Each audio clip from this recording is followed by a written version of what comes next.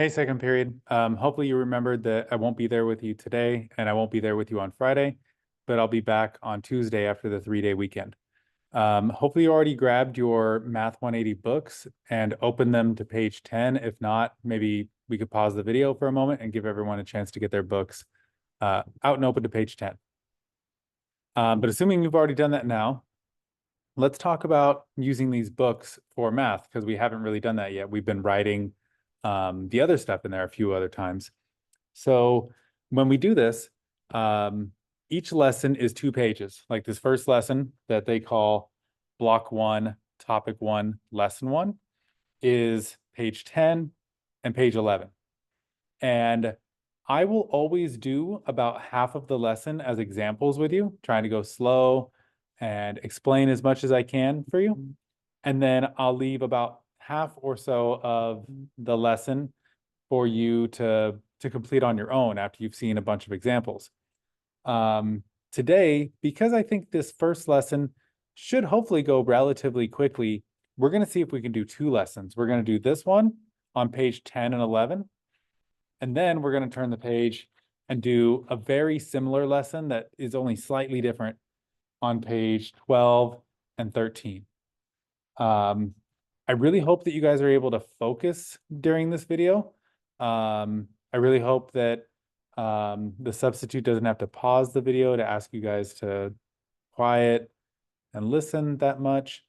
And I hope that when it's your turn to work, when I'm done showing examples, that you guys get right to that work and do it because I know you're capable of doing it. But if you do get stuck on anything or you have questions, you can help each other in a kind manner without trying to make fun of somebody that they didn't understand something or just giving anybody a hard time or being mean to anybody. Like, let's try to be supportive of each other and see if we can have a positive class period. So we're starting here, right underneath where I wrote page 10.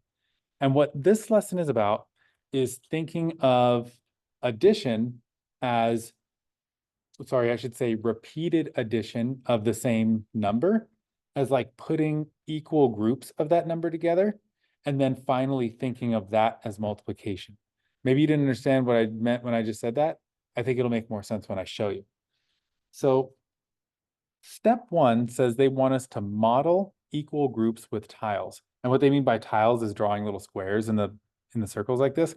You don't have to do squares, they can just be dots or whatever. I feel like that's easier.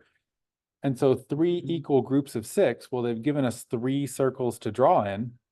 So they want 6, they call them tiles, but I'm just going to do dots in each circle. 1, 2, 3, 4, 5, 6. So you got to put 6 in each circle though. So 1, 2, 3, 4, 5, 6. You can do them kind of randomly, or if you want to make a design, maybe like the way dice look, where your 6 would be like this, that's fine too. It doesn't matter.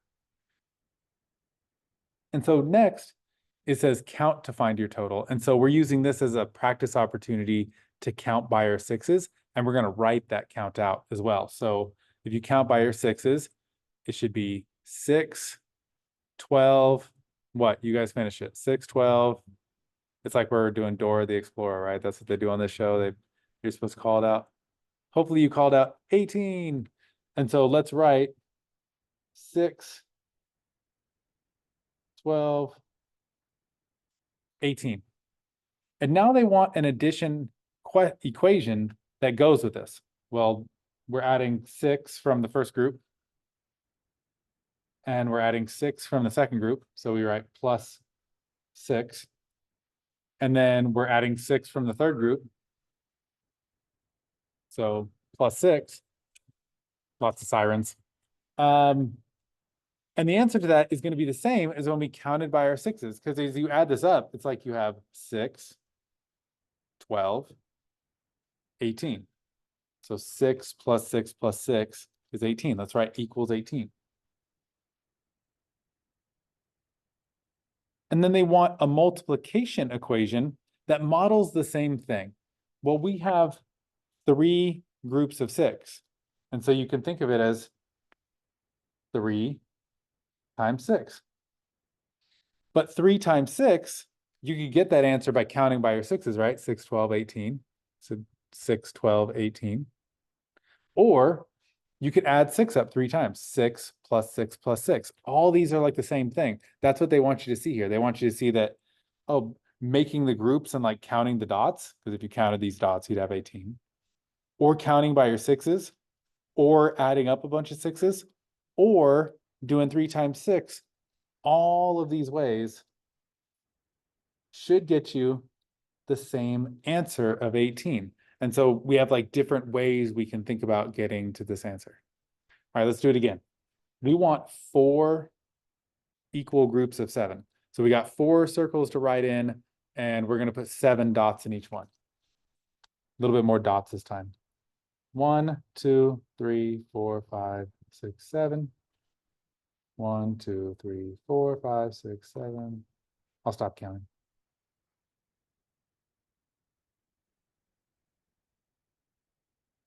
I did that kind of fast because I have a marker. You might take a little longer because you have to, maybe you're doing it with a pencil. So I'll wait a few seconds, but don't take too long. Don't fall behind either.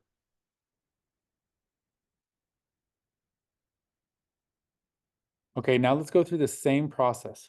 I kind of skipped this in the first part, but I want to be really clear. Now you could count up all those individual dots, right? If you were to literally go 1, 2, 3, 4, 5, 6, 7, 8, 9, 10, 11, 12, 13, 14, 15, 16, 17, 18, 19, 20, 21, 22, 23, 24, 25, 26, 27, 28. You get 28 dots. I'm going to write equals 28 right there.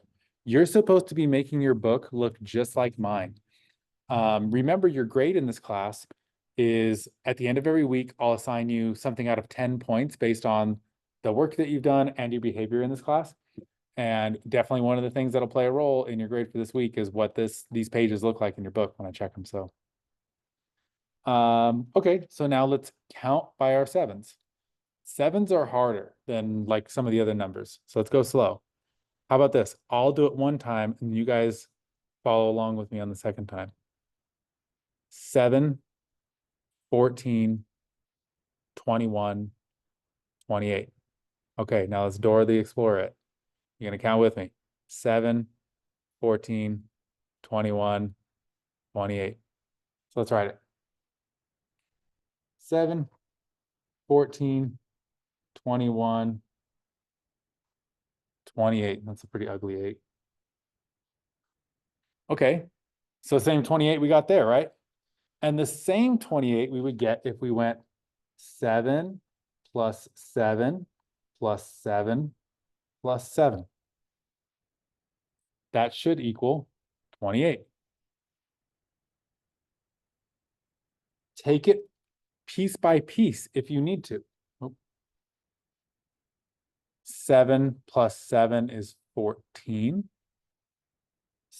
14 plus another 7 is 21, plus another 7 is 28. Now we're supposed to do a multiplication equation. Well, we had 4 groups of 7, so that's 4 times 7. And again, that's going to be 28. The whole point of this lesson is seeing that there are these multiple different ways you could think of putting 4 groups of 7 together, whether it's like visually dots, counting by your sevens, adding up a bunch of sevens, or multiplying your sevens. Either way, you should get 28, right? Okay, I'm going to do one more example right here. Let's see here. 5 equal groups of 4. So we got to put 4 dots in each circle. There's 5 circles.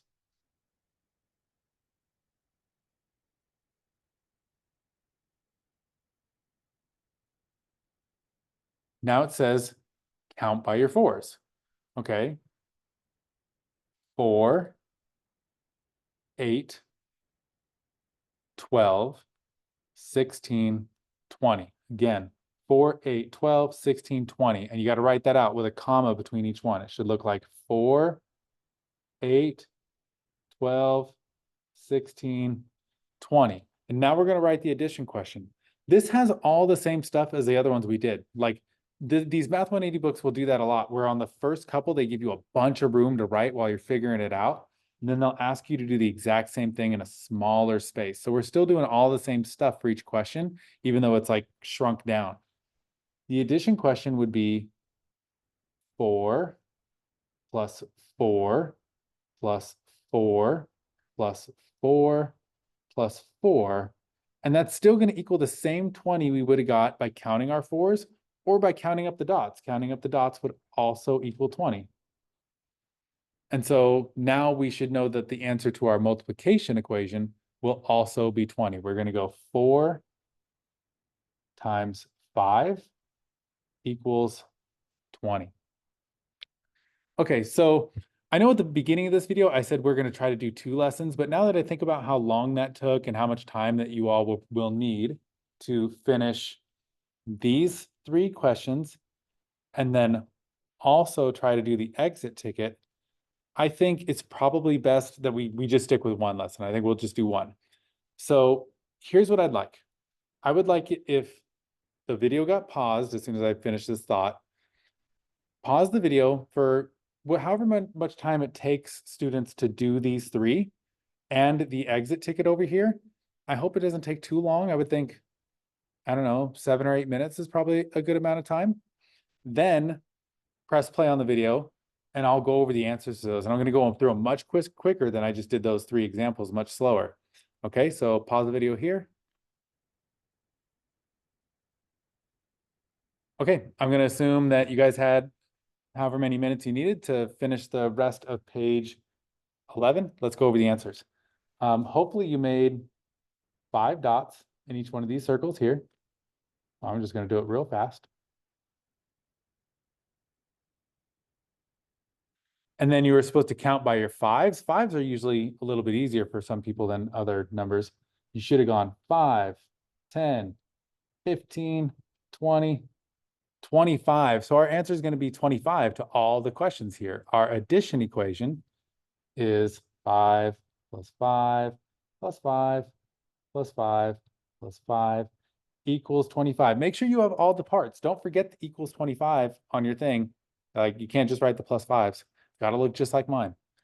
And the multiplication equation is going to be 5 times 5 equals 25. All right, let's move on to 4 equal groups of 5.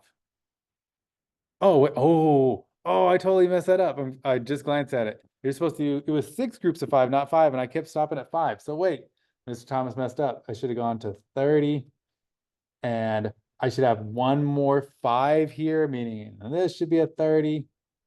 And then this shouldn't say 5 times 5. It should say 6 times 5 equals 30. Geez, what a mistake. Oh well, it happens.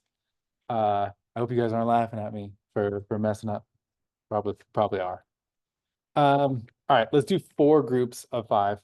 1, 2, 3, 4, 5. 1, 2, 3, 4, 5. 1, 2, 3, 4, 5. 1, 2, 3, 4, 5.